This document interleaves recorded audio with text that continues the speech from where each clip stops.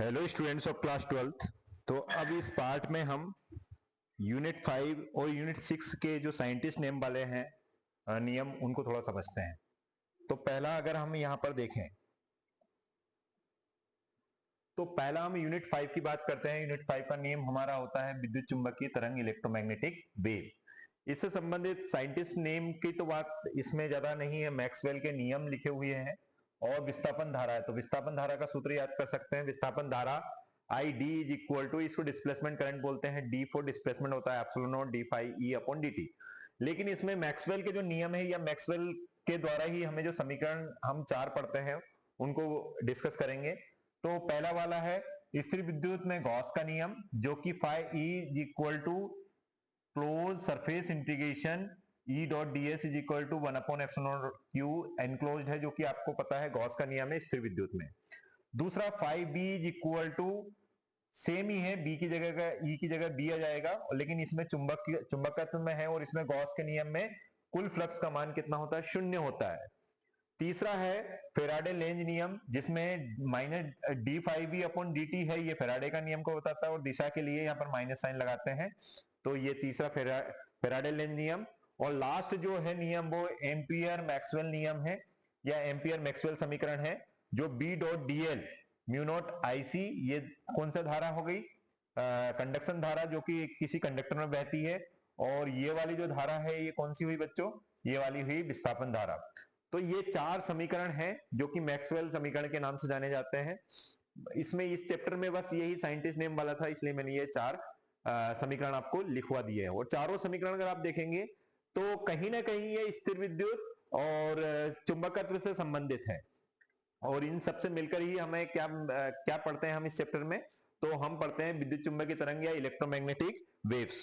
I hope इतना इसमें ये वाले पार्ट में, इसको हम पार्ट 14 ही नाम दे देते हैं। क्या दे देते हैं? पार्ट 14। इसमें छोटा सा ये होने के कारण यूनिट 5 और यूनिट 6 के इसमें साइंटिस्ट नेम वाले नियम जो है उनको कवर कर लेते हैं।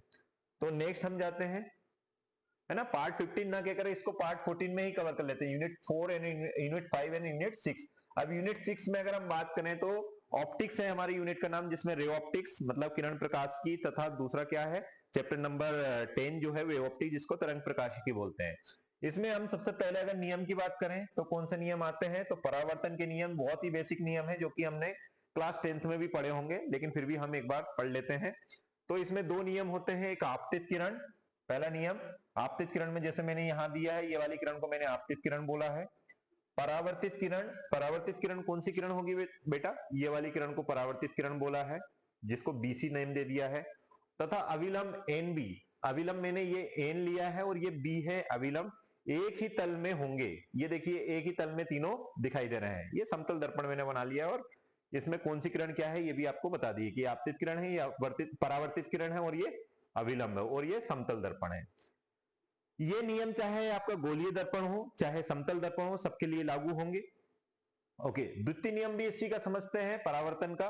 तो आपतन कोण का मान, मतलब ये वाला जो कोण है अविलंब के साथ में आपतित किरण जो कोण बनाएगी उसको बोलते हैं आपतन कोण, और अविलंब के ही साथ में परावर्तित किरण जो बनाएगी उसको बोलेंगे परावर्तन कोण।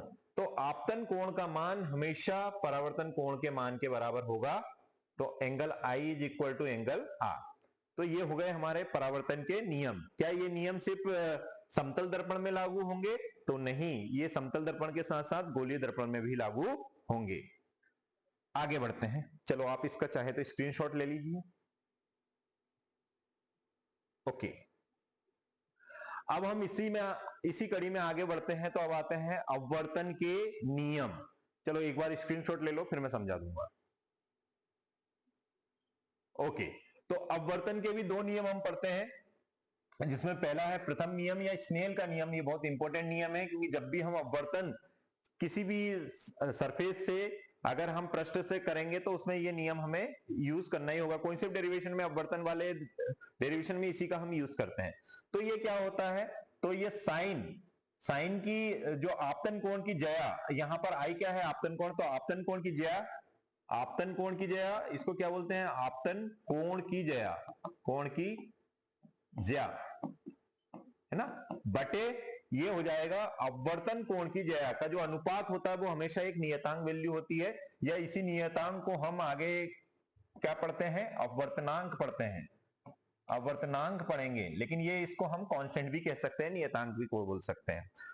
दूसरा नियम हम इसी में देखें अपवर्तन का, तो आपतित किरण, अपवर्तित किरण तथा अभिलंब एक ही तल में होते हैं, जैसा कि आप यहां पर देख रहे हैं। आपतित किरण ये हो गई, अपवर्तित किरण ये हो गई, और अभिलंब ये हो गया, तीनों ही कैसे हैं, एक ही तल में है, जिसमें मैंने ये सारी चीजें लिखी है, कौन सी, ये किरण को आपतित किरण बोला है, ये किरण अपवर्तित किरण है, ये पूरा अभिलंब है, और ये अपवर्तक पृष्ठ है, और ये वाला कोण, ये वाला कोण है वो आपतन कोण है, ये वाला जो कोण है वो अपवर्तन कोण है, ठीक है। और सारी किरणों के नाम दिए, ये भी क्या इंसिडेंट रे है, जिसको आपतित किरण बोलेंगे।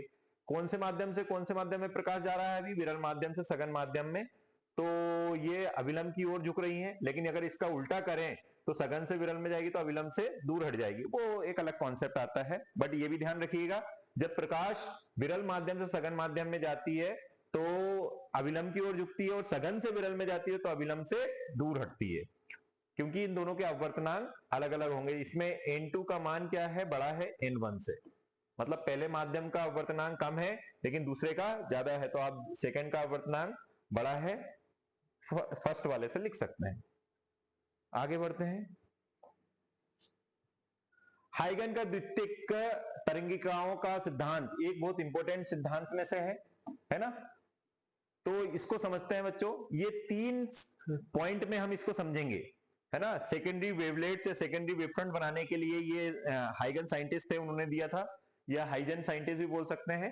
तो पढ़ते हैं इसको, क्या है, पहला वाला पार्ट समझते हैं और डायग्राम से समझेंगे। एक्चुअल में क्या होता है इसमें, ये चीज को मैं डायग्राम से समझाऊंगा तो आपको बहुत क्लियर समझ में आएगा। इसमें एक चीज आपको दी रहती है जिसको बोलते हैं, ये एक बिंदु स्रोत होता है, और यहां से आपको कोई एक ऑलरेडी दिया होगा, क्या, इससे आपको कोई प्राइमरी जो वेवफ्रंट है वो दिया रहेगा। मतलब प्राइमरी वेवफ्रंट होगा तो इनके कोई ना कोई जो बिंदु होंगे, ये जैसे एक बिंदु ये है, एक बिंदु ये है, एक बिंदु ये है, एक बिंदु ये है, और एक बिंदु ये है, तो उसमें हम पढ़ेंगे। तो ये हमारा क्या है, मेन सोर्स है, सोर्स मतलब स्रोत है, और ये बिंदु स्रोत से हम समझ रहे हैं इसको, ये बिंदु स्रोत है। तो बिंदु स्रोत ने अपनी तरंग बनाई थी, ये बिंदु स्रोत ने अपनी तरंग बनाई थी, और ये सबका ये इस टाइप से ये मान के चला, लेकिन ये हमारे लिए ये बनाना इंपॉर्टेंट नहीं है, मेन है ये। तो आप देखो पढ़ते हैं क्या है इसको, अब ये डायग्राम से हमें समझ में आएगा। तरंगाग्र का प्रत्येक बिंदु, तरंगाग्र का, देखो तरंगाग्र का प्रत्येक बिंदु, मान लो ये बिंदु, ये बिंदु, ये बिंदु, ये बिंदु, और ऐसे बहुत सारे बिंदु हो सकते हैं, लेकिन समझाने के लिए मैंने सिर्फ 5 बिंदु लिए हैं। बिंदु तरंग स्रोत का कार्य करता है, मतलब ये आप सोर्स की तरह काम करेंगे, जिससे नई तरंगे उत्पन्न होती है, और यही आप क्या करेंगे, नई तरंगे बनाएंगे। ये देखिए मैं तरंग, छोटी छोटी तरंगों में बता देता हूं, ये नई तरंगे बनाएंगे। ये देखिए तरंगे बना रहे हैं, ये लीजिए, ये क्या बना रहे हैं, नई तरंगे बना रहे हैं, ये लीजिए, ये नई तरंगे बना दी है ना। तो द्वितीयक तरंगें, और इन तरंगों को द्वितीयक तरंगिकाएं कहते हैं, मतलब ये तरंगिकाओं को क्या बोलते हैं, द्वितीयक तरंगिकाएं कहते हैं। आगे पढ़ते हैं, दूसरे पार्ट में जाते हैं इसी नियम के, इसी सिद्धांत के। द्वितीयक तरंगिकाओं मूल तरंगों के वेग से ही आगे बढ़ती हैं। मतलब ये जो तरंग की जो वेग था, जो कि जनरली वायु निर्वात में कितना होगा, 3 इंटू 10⁸ मीटर पर सेकेंड, मतलब उसका वेग भी जो दूसरी बनी है उनका भी वेग वही रहेगा, मतलब वेग में कोई कमी नहीं आएंगी। बात ये रहेगी वायु या निर्वात में है तो वही रहेगा, अगर दूसरे माध्यम है तो जिस माध्यम में है वो उसी वेग से चलेगी, ठीक है। तो ये भी समझ में आ गया होगा दूसरा पॉइंट कि इसका वेग में कोई चेंज नहीं आएगा। तीसरा पॉइंट समझते हैं, किसी भी क्षण इन द्वितीयक तरंगिकाओं पर बाहर की ओर खींचा गया एनवलप, मतलब पहले आप इनको क्या कर लीजिएगा, एक सर्कल बना लीजिएगा, ये बना दिया, ये बना दिया, ये इस टाइप से बना दिया। फिर तीसरे पॉइंट को हम समझते हैं। देखो बच्चों, तीसरा पॉइंट क्या बोल रहा है, आते हैं तीसरे पॉइंट पर, ये ले लेता हूं। किसी भी क्षण इन द्वितीयक तरंगिकाओं पर बाहर की ओर खींचा गया, बाहर की ओर खींचा गया मतलब ये बाहर की ओर खींचा गया, ये मतलब सभी तरंगिकाओं को मिलाते हुए बाहर की ओर खींचा गया एनवलप, एनवलप या टेंजेंट कह सकते हैं, उस क्षण पर नए तरंगाग्र की स्थिति को प्रदर्शित करता है। देखो अगर इसमें बहुत कॉम्प्लिकेटेड हो रहा है तो मैं इसको सिंपल तरीके से समझाऊं तो ये सोर्स था, इसने प्रथम बनाया था, इसके प्रथम के जो प्रत्येक बिंदु थे वो द्वितीय की तरह कर रहे हैं, तो इसने जो हमें नया सोर्स दे दिया है ये नया बन गया है। तो ये जो नया बना है ये सोर्स की तरह व्यवहार कर रहे हैं सबके सब, और इनसे जो वेव तरंगिकाएं निकल रही, वेवलेट्स निकल रही, इनकी स्पीड भी वही रहेगी जो इसमें बनने में लगी हुई है, और ये नया हमें एनवलप करने से ये नया मिला है। तो ये चीजें हैं हमारा हाइगन का द्वितीयक तरंगिका का सिद्धांत। चलो, ये हमने इस पार्ट में कुछ ही नियम देखे हैं जो जरूरी थे, तो हम इसको पार्ट नंबर 14 दे देते हैं। इसमें हम चैप्टर नंबर 8, चैप्टर नंबर 9 और चैप्टर नंबर 10 के कर लेते हैं। अगर फिर भी आपको कोई ऐसा लग रहा है कि कोई नियम छूट गया है तो आप पूछिएगा जरूर, फिर हम नेक्स्ट पार्ट में नेक्स्ट चैप्टर या नेक्स्ट यूनिट के देखेंगे। ये चैप्टर 8 और 9 और 10 मतलब यूनिट 5 और 6 के हो गए। Okay, thank you.